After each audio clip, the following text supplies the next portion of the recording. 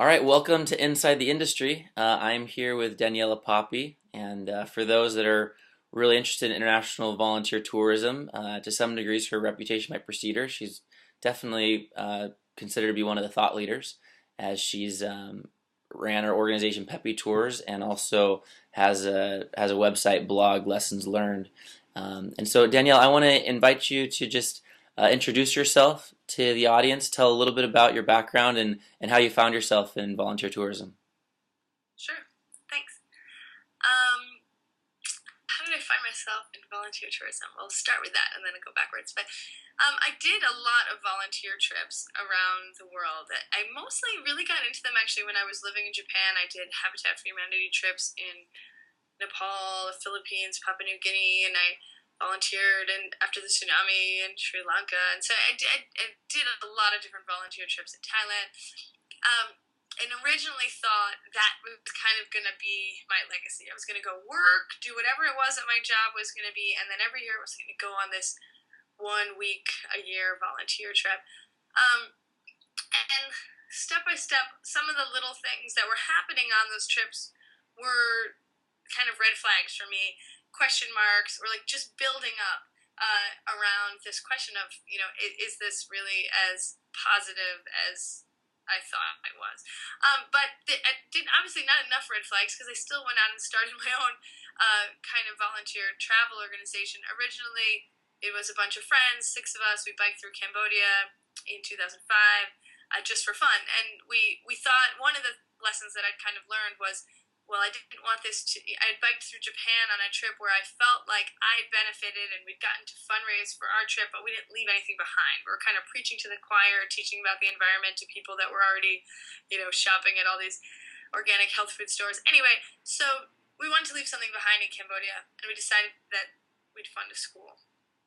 So that's what we did. Funded a school building, and I came out to see that building and realized what I should have already known, which is that schools don't teach kids. So that was kind of one lesson, and we created a development organization that I ran for 6 years in Cambodia that was trying to counter that. So that was an education organization that eventually stopped building schools and giving away things and started focusing on investing time in people.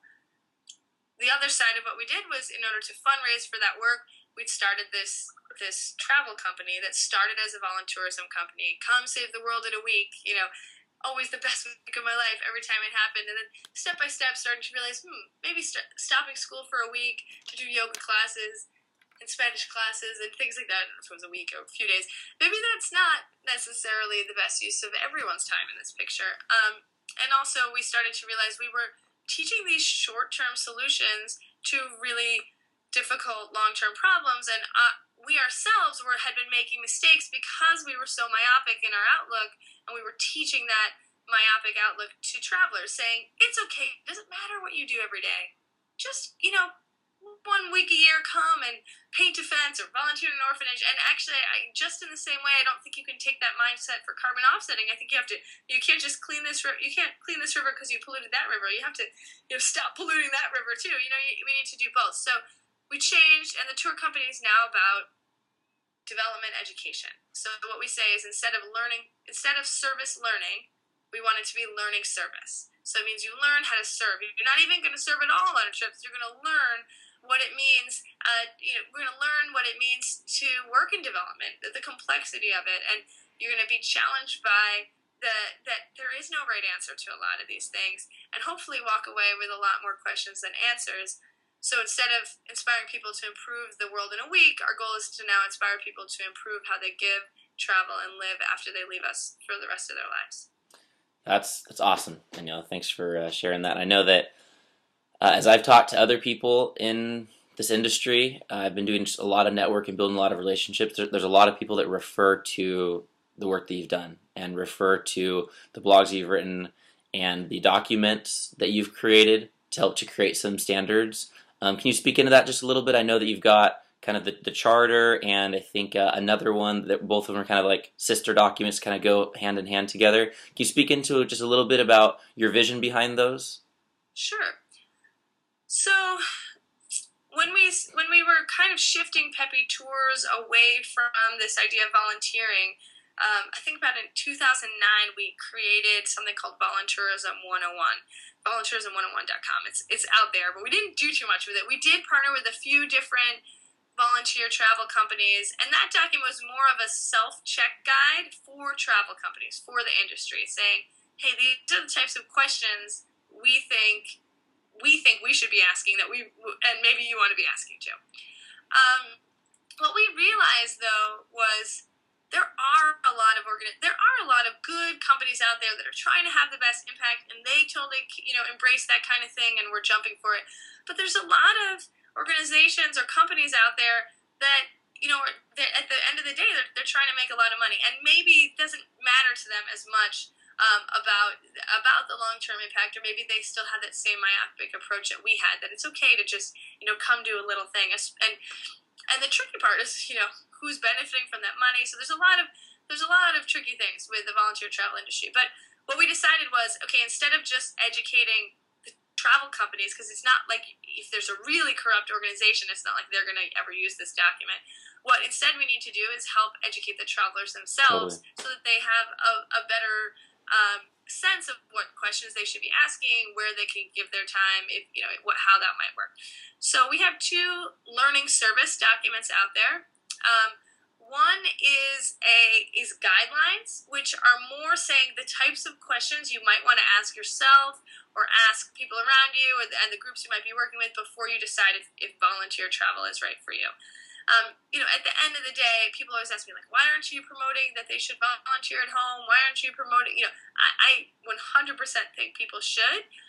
But what we recognize is that even if I stamp my feet and say, hey, guys, this industry is causing harm, it's that I'm not going to stop everyone from going. Everyone's still going to go volunteer. So totally, if they're going to go, I'd rather that they're asking some of the questions from the lessons that we learned from the mistakes that we've made. So the guidelines are questions to say, is this right for me? How should I approach this? And then there's a charter, which we're more thinking that could be useful for people who are already out volunteering, have already signed up, are already on their way, and some of them might end up in a situation where they're wondering, is this good? Is this bad? Am I adding to this problem? And so that charter is to help people who are already out in the field. Awesome. And where's the best place for people to access these documents if they wanted to? Those are up on peppytours.com, but they'll soon be up on a learning service website that hopefully in the next 6 months or so, we're not rushing into that, but we bought the website and we're starting to do that. So hopefully they'll sit on their own site, so that way people can access them more easily. But yeah, learning Peppy Tours, PEPY Tours.com, and then I think there's a resources tab or something like that. Great. And there's also other tools out there that on that site, like things we suggest people read. We have a reader, so we're constantly adding to that, because it used to be a printed reader, and we recognize, well, might as well use the web, so we're constantly adding to that. And then there's a lot of groups that we partner with as well that are advocating for the change that we want to see. So for example, there's a new website coming out right now called orphanages.no that's worth checking out. We have a huge problem in Cambodia. 76% of Cambodian orphans and orphanages, according to a recent UNICEF report, 76% of the orphans have at least one or both living parents. And a lot of this is being fueled by tourism industry that is putting a lot of money into orphanage tourism and the problems that come from that. So there's a lot of good resources out there. There's another resource people should check out from Friends International and Child Safe called Think. It's a Think campaign. If you look up Think and orphanages in Cambodia, and they have some really good campaigns as well. So I think a lot of people are starting to talk about this, and I'm glad that you're helping to disseminate this information. Absolutely. I have similar passions, and I've had similar experiences to you, and I'm committed to developing the technical trainings so that we can get volunteers to have as many skills as possible to offer. And it's awesome that there's people like you that are creating some of those awareness pieces to make sure that people get involved with volunteer tours and they kind of know what they're getting themselves into. So, and that kind of leads me into my next question, which is, where do you see this industry going in the future? Do you feel like we're going in a positive direction, as though there's more people creating awareness, there's more people that are understanding the nature of really responsible tourism and not just like quote unquote responsible tourism, and that we're going to be able to take this desire that people have to travel overseas and be a part of service and help to pull it in a positive direction? Or do you feel like there's just so many profit oriented companies and more of them appearing, and that we're degrading uh, overall the experience that we're having as Western volunteers are going overseas? Which direction do you think it's going, and what do you feel like some of the drivers are, one way or another? Yeah, I think we're actually going in both directions in Yeah. some ways. I mean, I think a lot of people go like this. I mean, myself included, right? I was volunteering at orphanages. I funded organizations that I found out later were corrupt. I recognize that actually giving my time to build something or paint something is, can sometimes be, yeah, just a waste, either a waste of time or feeling corrupt. There's a lot of problems, and so I was going down too. And then I think a lot of people don't come up out of that until they've already gone down. Now, I think the problem is, as a sector, there's always going to be people who either are you know profit seeking and recognize that if they run a Cambodian orphanage, they'll be able to make money off of tourists. So that there's that, and then there's always going to be people that are on the downward learning curve who really have good intentions, but they just haven't been exposed to this stuff enough, and they're doing that. So I think the only way to like raise the bar on the whole sector is, yes, some people are starting to do what you're doing with a lot of travel companies. I know there's a bunch of travel companies right now about ready to say that they will no longer work with orphanages, and they're going to sign off on cutting that out of their tours. So there's orphanages, there's organizations that are really raising the bar here. But in order to raise the bar of the whole sector, we need platforms like yours, school organizations, all people teaching this stuff, so that people don't have to go down and then come up. They can start a lot higher, and they don't have to learn from their own mistakes. They can learn from other people's mistakes. So I think as a sector, unfortunately, I think it's still growing. I think there's a lot of mistakes still being made, and not until we continue to publicize these things, talk about these things, do people start asking questions. And a big dilemma in all of development critiquing and aid critiquing is that it's very difficult to critique a sector that's fueled by good intentions, right? And so there's always a negative backlash. I mean, you saw that in the Greg Mortensen case. You have the Coney situation. There's huge amounts of emotional, baggage and ego, even more so than in businesses, that goes along with this stuff. I Because hear ya. So it's just a really tricky thing to change. But the more that the layperson gets exposed to these kind of ideas, if you've seen 3 or 4 things on TV that say, orphanage tourism might not be the best, best use of my time, because I'm actually, creating dependencies, causing harm to, blah, blah, blah. Maybe then you won't ever go out and do it, right? But actually, if you go out and do it before you've been told, you'll be really upset if someone tells you it's wrong. I hear you. It's been really interesting as I've tried to spread similar messages and have that same kind of dilemma, that there's a lot of emotional oomph wrapped up in it. There's a lot of ego wrapped up in it. And I feel like when I've been able to just express things really, really clearly, and tell stories like you've told, and share things that people are really intelligent, like even like young people, whatever, older people, like it doesn't take too much for someone to get that light bulb to turn on.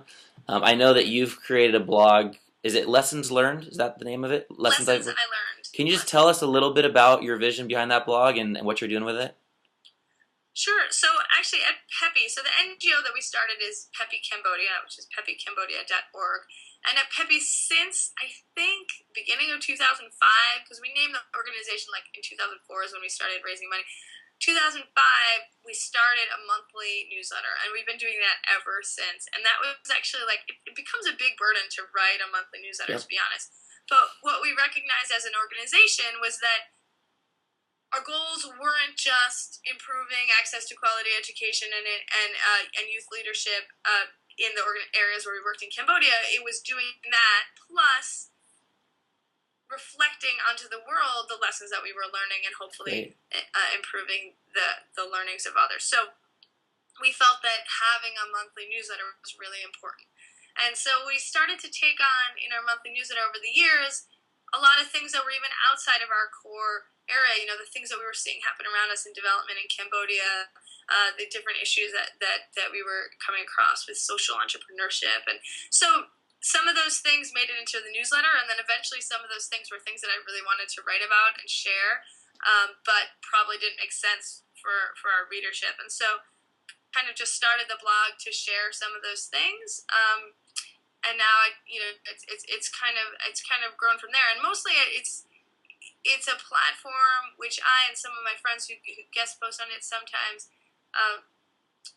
mostly from people who are working these places, which I left Cambodia about a year ago now, so I guess I fall out of that category. But people who are working these places to be the eyes and ears on the ground and just share what they're learning, because it's hard to, if you're just popping in and out of places, it's really hard to know what impact you're having. And so actually these are tips that I always tell people is like, before you're going to give your money somewhere, before you're going to give your time somewhere, if you don't know that organization intimately, you don't know haven't seen the work that they're doing, I always tell people, ask 2 or 3 people who are on the ground in that same town or that same city or that same country about that organization to give you feedback, who are like in a totally different sector, but they might have heard of it, they might know.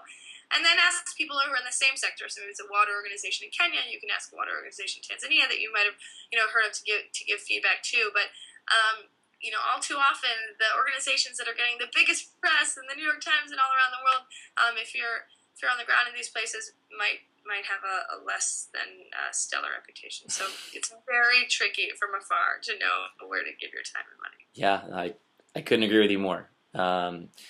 So I guess my last couple questions would be about yourself. What direction are you going? What are your I don't know if this is your lifelong pursuit, or maybe it is. I think that I know that you're in a program in the UK. What direction are you going with this industry and with this material? What do I want to be if I grew up?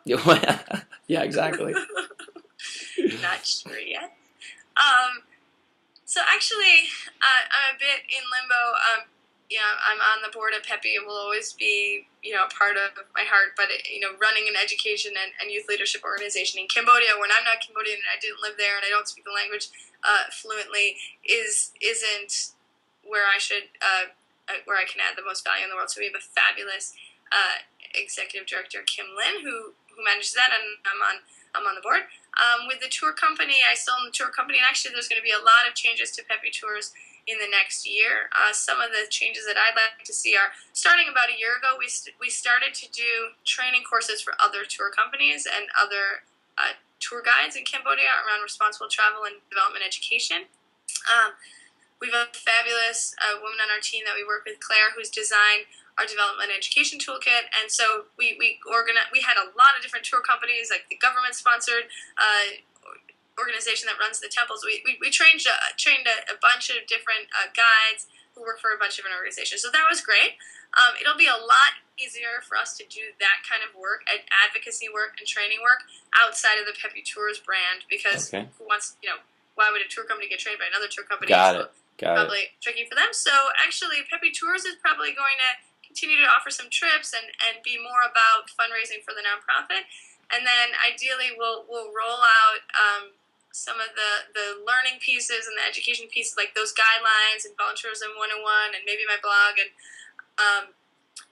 the work that we're doing training other organizations. We'll roll that in under a learning service thing. So that's part of what I'm doing. I'm working actually at the Skoll Center for Social Entrepreneurship in Oxford as a consultant part-time and doing some of this other work part-time and doing some other projects.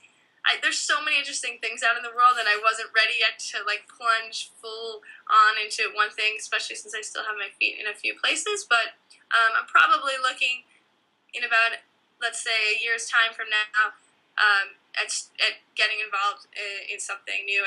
And I guess my biggest learning after 6 years in Cambodia was that we have to change where the money goes. We have to change where people's time goes. And as much as I could work on the ground and try and change development development can't change if the money's still going to the wrong places, because people will follow the money. So I'm really passionate and interested in how do we help people have the best impact with their good intentions with their time and their money. So I don't know what that could look like.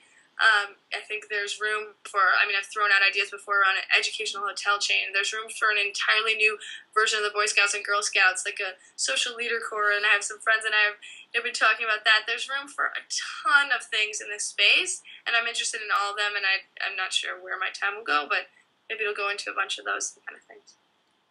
Sounds pretty exciting.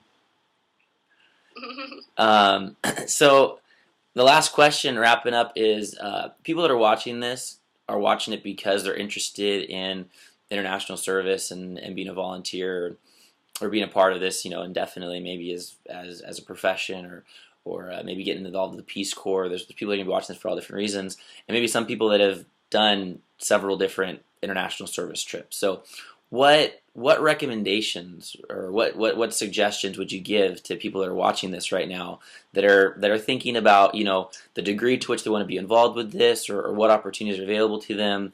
Should they just give up entirely and scrap it, or would you recommend that? So just speak to the viewer a little bit with what you think that you'd want them to do, or the advice that you'd like to have gotten maybe 10 years ago yourself.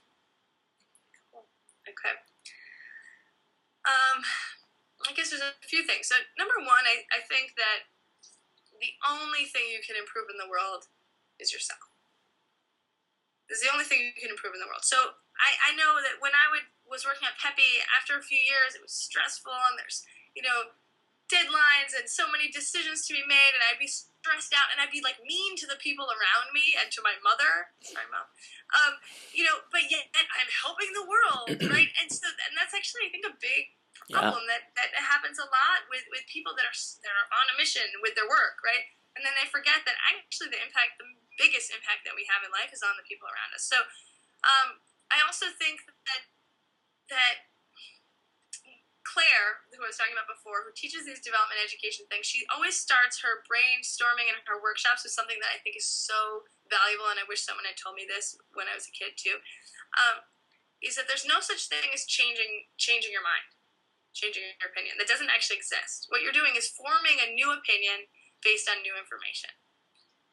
Right? And so that means every person's opinion is valid because they have a certain amount of information in their life that they've exposed to a certain amount of things. Some people watch the newspaper all the time and it's promoting, orphanage tourism, and they've been told it's good, and so therefore when they go out to try and do it, they really think it's good because that's what the world has told them, right? And then we have to help those people get other information, and then they'll form a new opinion. So in other words, don't be angry at yourself if you change your opinion. I look back on some of the writing that I did, some of the things that I worked on in the first couple of years at Peppy, and some of the things I still believe in, and some of the things I totally don't believe in anymore. We had someone make a documentary on our first 2 years. It's called Changing the World on Vacation. This fabulous filmmaker, Daniela Papi. But she follows us for pretty much a year and a half, and it is so embarrassing for me to watch this because we were making so many mistakes, right? But I have to forgive myself and look at that and say, okay, but she didn't know this, and she didn't know that, and she didn't know that. And, if I had known those things, I might not have made those mistakes. So my goal is to share that information with people so that they can have more of the toolkit to make the right information. So basically, work on educating yourselves, work on improving yourselves as much as you can. The other side of that, is I think we put a lot of focus when we educate people around the Peace Corps and volunteer, these long-term things, and then we think, okay, I'm going to have a part of my life where I'm doing good, and a part of my life when I'm making money, and I think nowadays that doesn't have to happen anymore. People recognize that doesn't have to happen anymore. So there's also ways to improve the world when you're, even when you're doing a full-time job that might not have as much of a social impact. I don't believe in any of this stuff that says you have to volunteer for 6 months for it to be valuable, or a year for it to be valuable. I don't think there's a timeline, right? If you are an accountant and you are a fabulous accountant and you're working as an accountant every day, one of the accountants who does work for us in Cambodia, he does pro bono work for us. He works as an accountant 10 months a year, And then he does pro bono work for a couple organizations he really cares about, as his volunteer work, right? There's a ton of work he can do with just 5 days, helping us review our accounting, helping us improve our practices, right? I know his wife's a dentist. She does the same thing. They volunteer in, part of the year. And there's also just, there's if I knew I was going to be in one place for a really long time, I would mentor a young person who might not have someone there to mentor them on these things as much. There's just ways to do really great work in your community, even while you have a full-time job. So, basically it's a spectrum.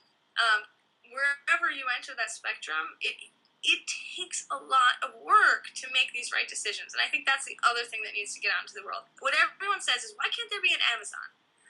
Or an eBay, or some evaluative tool where I can just, if I want to know if a book's good, I can just type in the book and I get 25 different responses and I get a grading system. Why can't I have that for charities? Why can't I have that for nonprofits? And the reality is you can never have that for nonprofits, because you know who's going to be rating those things? The people who gave their money, the people who volunteered, the people whose egos are attached to this thing. It's very rare, if not, almost impossible to get objective and honest voices from the grounds of the quote-unquote beneficiaries of a lot of these organizations. So really it means educating yourself on the right questions to ask. GiveWell.org.com, GiveWell has some fabulous resources around, okay, if I want to give to water, what questions should I ask? If I want to know more about health, what questions should I ask? So their resources are great, but basically, there's a guy in Cambodia who said to a group of donors once, what makes you think that you have the right to leave your money in this country?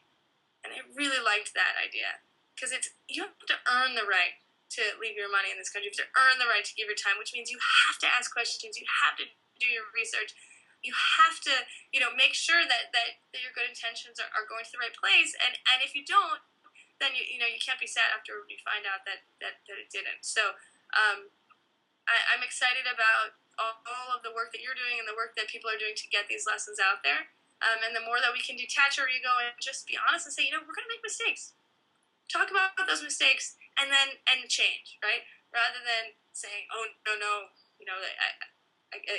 that can't be true. I volunteered at a great orphanage. Question this stuff, read, and change our behavior. So that was a long list of things, hopefully useful. No, I mean, you're just spilling out value. I mean, between the references you're giving and the experience you're sharing, I'm really grateful that you had the opportunity to speak to the audience today.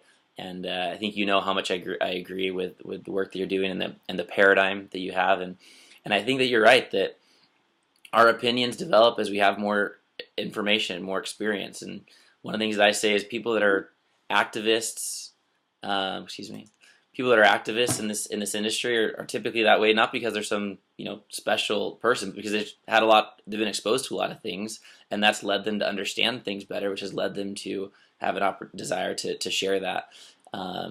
So thank you so much for what you shared, and also one last thing I wanted to share was, I'm really critical of international development and volunteer tourism organizations and efforts that just aren't based on the most valuable premises, and I want to see a lot of this stuff go away, and I want to see us enhancing our ability to serve others overseas.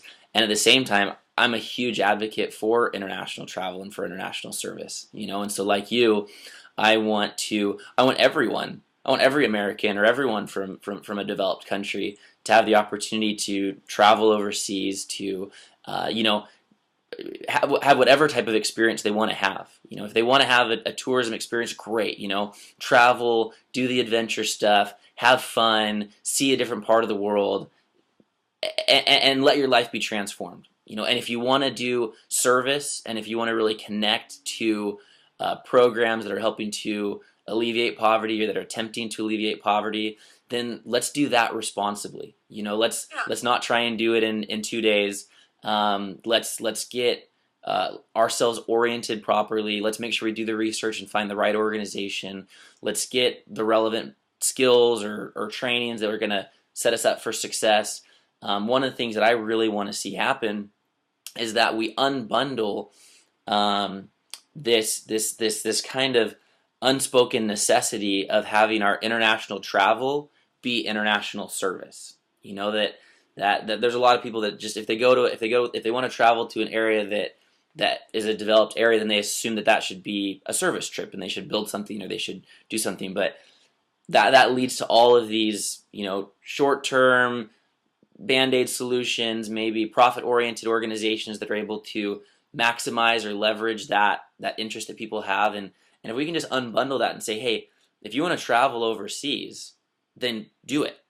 And if you want to go and have fun and experience things and see things, then it's okay. You can be a tourist, and like there's all kinds of awesome ways that you can have fun and that your money can benefit their economy and all these types of things. And then if you're serious and want to serve, then that's a different conversation. And now let's talk about that option, and have. And I guess what I would throw in and add to that is, like I said, if you're an accountant, and there's a team that has an accountant who needs to learn a couple things, like you could do a one-day workshop on U.S. tax law because you're an American accountant, and those people are trying to get funds from the U.S.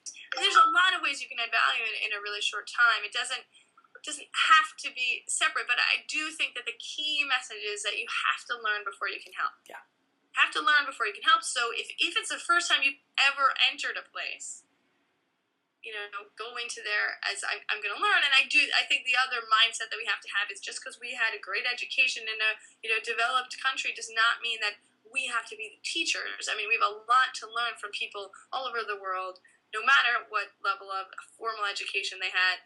So just coming in with it's very hard when we tell young people to go on these trips and pat them on the back and we tell them go off and change the world. How are they then supposed to come in and be a learner? Like, if they've been told they need to achieve change, right? So I think that's the mindset we need to shift.